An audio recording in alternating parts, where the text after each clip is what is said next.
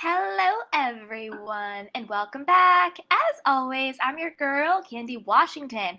And before we dive into today's Kiki, which is Ronald Richards calling out the fact that Erika Jayne was slammed with a $2.7 million tax lien by the California Franchise Tax Board. Oof, I mean, it's heating up, and also how this plays into the rest of her allegations and situations. But before we dive in, you know what to do. Go ahead and like this video, subscribe to my channel, and hit the notification bell so you don't miss it when we go live. Also, be sure to share this with a friend because a kiki is always better with community. Check out our description box down below and shop our love collection. So with that, you guys, let's dive right on in. So this is from Ronald Richards. As we know, Ronald Richards, he's been on it, he's been on it, he's been on it. He's gotten some backlash or, hate or whatever because he's very vocal online with Twitter and Instagram and talking to YouTubers and podcasters. But I'm here for it. I think the more transparency, the more honesty, the better, because without people talking about it, we wouldn't know about it. And if we don't know about it, they're not going to be held accountable, right? So let's talk about accountability a little bit, and then we'll dive into the situation that Ronald Richards is exposing now. So as we know with Erika Jayne and Tom Girardi, there are the allegations about the fraud scheme, him, scamming and scheming his clients who were victims out of millions and millions of dollars. Like, we all know that. And we all know that the dominoes and the chips are starting to fall all around Erika Jayne Girardi. She's a hot mess. She has shown no remorse. And honestly, she's really hard to watch. But let's get into how the dominoes are falling around her.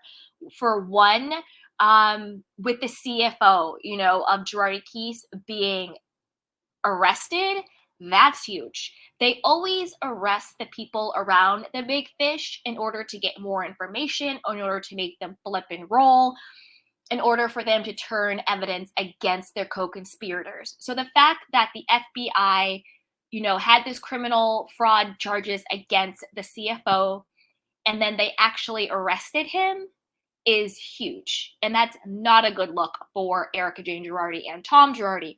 As we know, Tom Girardi is hiding out in a nursing home, just, sort of living out his days. And I don't mean that in a negative or dark way. I mean that in a realistic way. He is in his 80s. Allegedly, he has dementia or whatever's going on with that. In my opinion, do I think maybe it started as a cover? But again, he is in his 80s, so maybe it's becoming true. I don't know. Could just be a front and a fraud and a cover.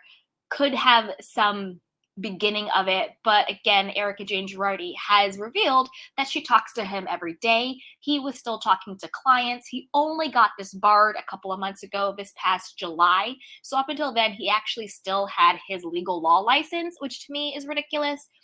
And in regards to that, don't forget that the California State Bar came out and said he had over 200 complaints against him, and yet he was still allowed to practice law. So basically, they knew he was a fraudster. They knew he was scheming and scamming, but he probably gave them money. He probably had people in his pocket. He was very powerful. He had the power to appoint judges and everything else. He was paying off people. It's just a mess, but it's just a mess. But the fact that he is arrested is huge. That domino is falling. The fact that the California State Bar is publicly coming out saying they messed up and exposing all of the complaints they had against Tom Girardi is a domino falling. And I think one of the biggest dominoes to fall is the fact that Donald Alway, who is rumored to be Tom Girardi's love child with his ex-secretary, ex-mistress, had to recuse himself. He was one of the top LA local FBI officials, and the FBI officials who were designated to oversee the Girardi fraud case would report to him. So I don't know how you do your job and you be honest about your job when your boss is allegedly the love child of the man that you are investigating. When your boss is living in a $1.2 million home that was funded with victims' money from the man that you are investigating, when your boss's mother was the man you're investigating's mistress for years, and ex-secretary. I mean, I don't know how you get a more clear definition of conflict of interest. But again, like I said, which is why I'm happy people like Ronald Richards are talking, the LA Times exposed it. And once it got exposed, he had to recluse himself from the situation. Now, this is the thing. If I were the FBI internal affairs, which I'm not, but if I were, I would be doing a deep dive into Donald Alway. I would be like, why did you transfer from, because he used to work in Mississippi, but he recently transferred to LA. My biggest question would be why? Was it random? Did he ask for the transfer? Was this always in play? Because I find it highly suspicious that a man who is an FBI agent in Mississippi randomly transfers to LA to, albeit $1 million house, but to live with his mother when he's a grown man, to live with his mom and to work in LA in the exact jurisdiction that is investigating his alleged father's fraud and crime. Why did he transfer to LA? If I was FBI internal affairs, that is the question I would be asking, and I'd want to get to the bottom of it. I don't know if this Donald guy has a wife, does he have kids? I don't know the situation, but why did you move from Mississippi to move to LA to live with your mother to work in the jurisdiction that's,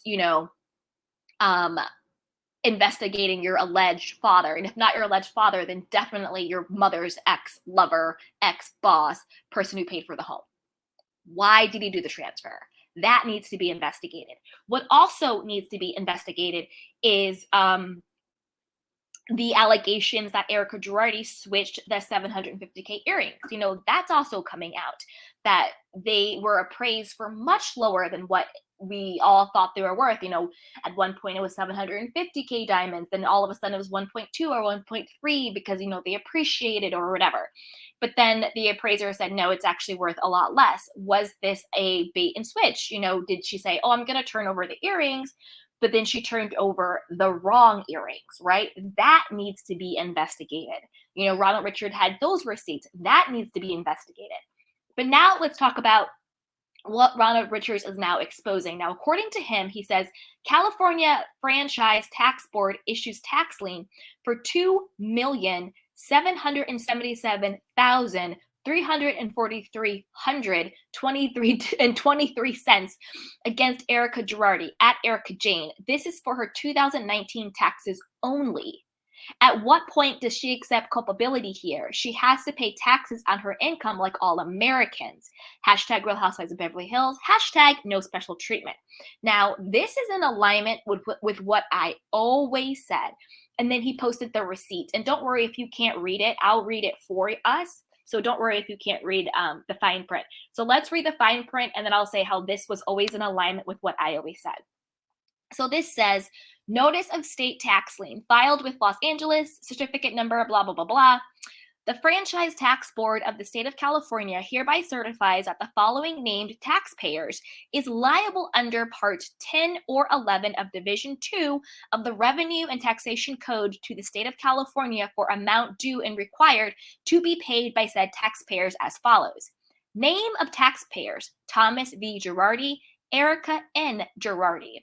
FTB account number, blah, blah, blah, blah. Social security number is not even going to go there. Last known address, that's on there. For taxable years, 2019. Total lien amount, $2,277,343.23. Further interest and fees will accrue at the rate prescribed by law until paid, that the Franchise Tax Board of the State of California complied with all of the provisions of Part 10 or 11 of Division 2 of the Revenue and Taxation Code of the State of California in computing, levying, determining, and assessing the tax. The said amounts are due and payable and have not been paid. Said lien attaches to all property and rights to such property now owned or later acquired by the taxpayer. In witness of, the Franchise Tax Board and of the State of California has duly authorized the undersigned to execute this notice in its name, and it was dated for October 15th, 2022. Well, damn. and it was officially filed on October 17th, 2022. Now, this is the thing. I have always said from day one, if we can't get Erika in the court of law, they're gonna get her with what? The taxes. The IRS, the tax man always cometh. It's the way they got Gotti.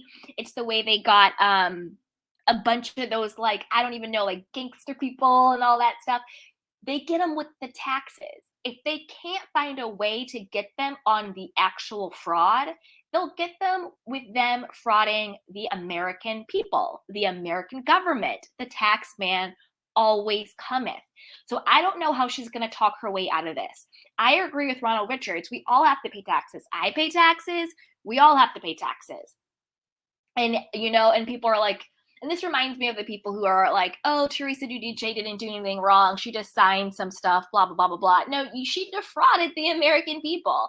When you lie about other crimes and all of that, like the public pays for that. Like we're paying for this, So the tax man, Erika Jayne, is slapped with a $2.7 million tax lien. Maybe that's why she's harboring these earrings. Maybe she needs to hawk them for some money. Maybe she's ready to do an insurance scam like Kyle and Dorit and PK and Mauricio. I don't know, to get this money up. Maybe she's patting the puss for some additional money because I don't think anybody is buying the extensions or downloading her music. So I don't know what Miss Erika Jayne Girardi is doing.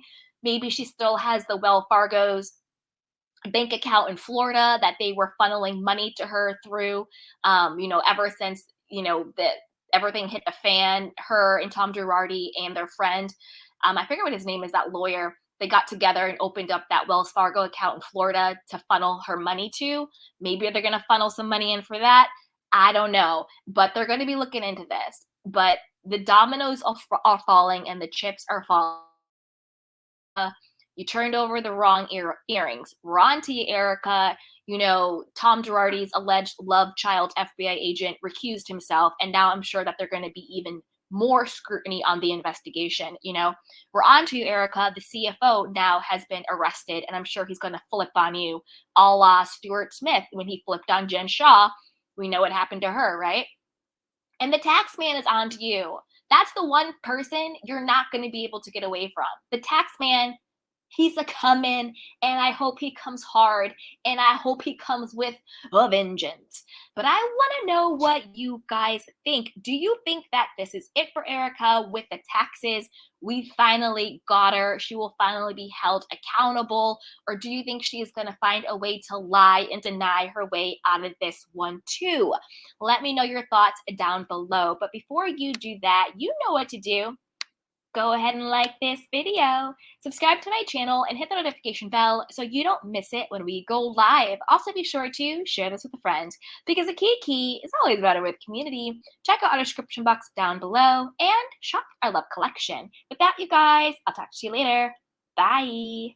Welcome to Sugar Pills, a practical guide to self-care, where your host, writer, actor, and producer Candy Washington helps you live a more joyful life with a cheeky dash of pop culture news. Be sure to subscribe, leave a 5-star review, and join the conversation on Instagram @Candy Washington.